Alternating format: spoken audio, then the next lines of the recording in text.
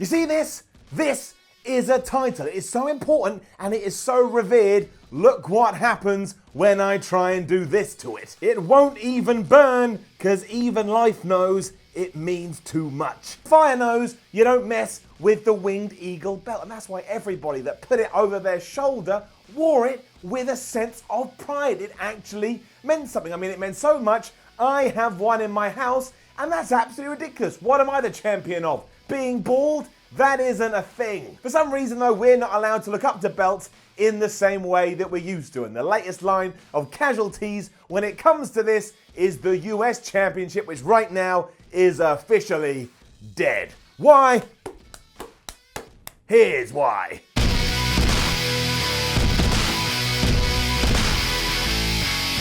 It doesn't take a genius to figure out, but it all comes down to what happened on this week's episode of SmackDown. Rusev and Nakamura have been missing in action for the last couple of weeks anyway, and then on this episode, we just cut to a random announcement segment around about 3/4 in, and just got told, oh, by the way, we are having a US Championship match at the Royal Rumble, and it's gonna be on the pre-show. Now, fair point to begin with. If you do indeed want to get people to tune in, this is a good way to go about it. I, for one, would like to see that, and therefore, if I want to see that, I am now going to have to put it on my television screen before the Royal Rumble begins. On top of that, we're also going to get the 205 Live guys, the Cruiserweight Championship on the line, and they're all so talented, I don't believe they're actually capable of having a bad match. It's a bit like pizza. Even if you get a crap one at the base, it's still cheese and it's still bread, and everybody likes cheese and bread. Well, some people don't, but most people think it rocks. Also, Nakamura and Ruru absolutely tore it up a few weeks ago when Rusev did indeed lift that US Championship above his head. So therefore, yes, you've given me another reason to ensure I'm there a couple of hours early before the Royal Rumble proper starts. That is not what happens in terms of prestige or context, though. Everything that goes on in the pre-show has always been a bit of an eyebrow raiser anyway. Do you remember when Neville and Austin Aries had their match at WrestleMania and it didn't even make the DVD? But nothing major ever happens there, and 9 times out of 10 it's just random matches for the sake of having random matches. The real kicker, however, was last year at Survivor Series. It was Raw and it was SmackDown. They were going to head, and we were told over and over and over again, every single match that you're going to see matters. And then what happened when we got to the end of that specific pay-per-view? There was a big ticker and it said Raw 6, SmackDown nothing. And that didn't make any sense because we'd seen Team SmackDown win in front of our eyes. When we inquired to WWE, excuse me, what's happened here? We were told in no uncertain terms, I was on the pre-show. The pre-show doesn't matter what you do. You tune into the pre-show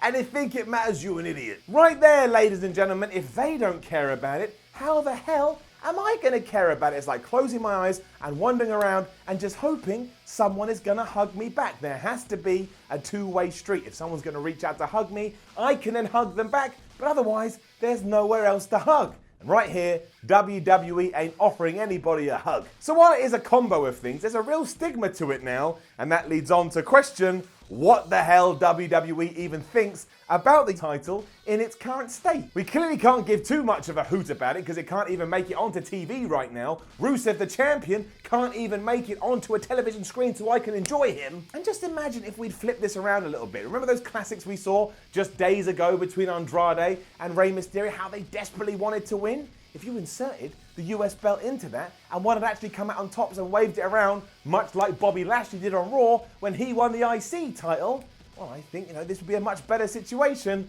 rather than just having it in a field somewhere. And you can say, Simon, you don't know it was in a field, but you don't know that it wasn't. Because it certainly wasn't on SmackDown now, was it? Even when Shinsuke was in possession of it, he didn't do much with it. Right now, I can't even remember who he won it off or what feuds he has. That's not true, I said that for hyperbole. He got it off Jeff Hardy, and then he just feuded with Jeff Hardy for a while until it was time to lose it to Rusev, and then poof, he magically vanished from my TV. Vanishing is the theme of this video. And don't forget, as we've already alluded to, that was a damn good match. It was special in its own way. The crowd were behind it, and we even got an angle off the back. You remember Rusev crushed Lana because of Nakamura, and then for a while he did that stuff in the production truck. That just died too, didn't it? Where did it go? This is why, to me, it just feels like we don't even have a secondary title on SmackDown anymore. You've got to respect it from a higher up position. You've got to allow it to breathe and be showcased on TV. Otherwise, there's literally no reason for me to invest in it. I may as well invest in Repo Man. I know I joke about Repo Man all the time, and I do think it's one of the greatest gimmicks ever, but he is featured as much as the US title, so I may as well sit here and go, well, I hope Repo Man wins the belt, because why not? I don't even think it gets mentioned on TV, which is more bizarre, because this is the same company that over on Raw are doing things a little bit differently. Again, when Bobby Lashley got the IC belt, he celebrated as if somebody had just given him a Super Nintendo for Christmas. And then there was Apollo who wanted to fight for it, and sure, they did a little flex off, but whatever. That's far better than, you want to fight over this? Yeah, I guess so. I ain't got nothing else. And this isn't any of the performers' faults. They've got to do whatever it is that WWE tells them to do, but that is what I'm trying to get to the bottom of here. Why does nobody in WWE seem to care? It would make things so much better if below the main event dudes, there was a bunch of guys that could have a focus even when they're not involved in storylines. Just there, shining away, and everyone going, oh, I'd like to be the US champion because that could be my stepping stone to them becoming the WWE champion. You remember what we used to do? And I said that on Ups and Downs, and loads of people said, well, to be fair, Simon, I don't actually care that much about Rusev versus Nakamura for the US Championship, so I'm glad it's on the pre-show. I don't want it to take up any space on the main card. And that is absolutely correct. You're more within your rights to say that, and you were probably right. But that's only because it's never given a chance to do anything when you actually get it on your free television show known as SmackDown. Again, Repo Man. I just want an answer so I can understand, because it seems so simple. We've got two really talented guys. They're going after a prize because it's meant to be a sport. Let them have some time to show that to everybody. That's it. That's all I want. Send me some letters. Dear Simon, here's the reason. Love and regards from whoever. Thank you. What the hell happened to the whole thing with the United States of Nakamerica too? I swear that Shinsuke said that once, and then he was banned from ever saying it again. Maybe because it was a really bad pun. And it was a bad pun, but bad puns work in wrestling all the time. It's just more confusion because his whole stop-start push ever since he won the Royal Rumble a year ago has been absolutely baffling. I mean, the heel turn against AJ Styles, that made sense because it allowed us to get the most out of that program. But everything ever since, I feel like I'm missing something. Or maybe I'm just walking in a wood and it's the woods of confusion and I need to get out of those woods, but there's no path. It's kind of the same for Rusev too. Is he in the doghouse? Did he say the wrong thing to the wrong person? I mean, it can't be that bad because somebody did make him the United States champion, but maybe that's how low WWE sees the belt. They're like, I'll show you how we're going to punish Ruru, give him that thing, that stinky thing that nobody wants. But that in and of itself is the problem. I just don't believe that WWE gives a rat's ass about that championship, and that's why it's dead. And maybe the real issue is that they didn't create it. If you trace the lineage of that belt back in time, it goes back to the NWA, it goes back to WCW, but really, WWE didn't have it until they bought World Championship Wrestling in 2001, then just decided, well, it's there, people quite like it, we can try and do something with it, which they did for a while, and recently too, the John Cena Open Challenge, that was great, but everything ever since, I think it's been utterly forgettable. Either way, this seems like the nail in the coffin for me. Whatever hope we did hold up for the US title, I believe it ends here. And that's not a knock on the pre-show either. The pre-show is a good tool, and having championship matches on there would make sense if, again, we weren't told over and over and over again that the pre-show is actually a waste of our time. From an investment point of view, don't really take stock in the results because it ain't going to carry any weight down the line. For example, would we ever put the WWE Championship or the Universal title on there? No, we wouldn't, because we understand that it would dilute what we were trying to achieve. It's that reason why I'm throwing all my toys out the pram and saying that yes, the US title is dead.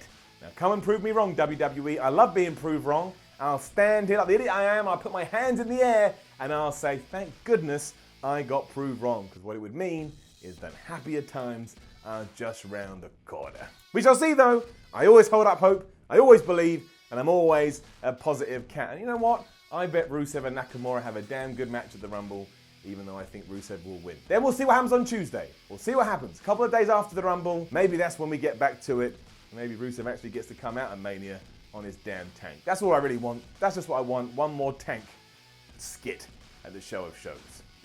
Now, don't forget to leave a comment below and let us know what you think about Rusev, Nakamura, and the US title. Like, share, and subscribe. head over to WhatCulture.com. Read yourself some articles, use your eyes, you can do it. I believe in you. Go and follow WhatCulture on Twitter at WhatCulture WWE. Stay in touch, stay up to date, make sure you don't fall behind, and go and watch more videos here on WhatCulture Wrestling, because what else are you gonna do? There's loads of stuff. You can get lost in it. My name is Simon from WhatCulture. This was the Y series, also known as the feature where I slap myself in the head and often question why I actually started slapping myself in the head to begin with. That should be the next video. Why did I start slapping myself in the head when I said why? Actually, we can do it now. I just thought it was funny. It did. It made me laugh because I'm an idiot. See you soon.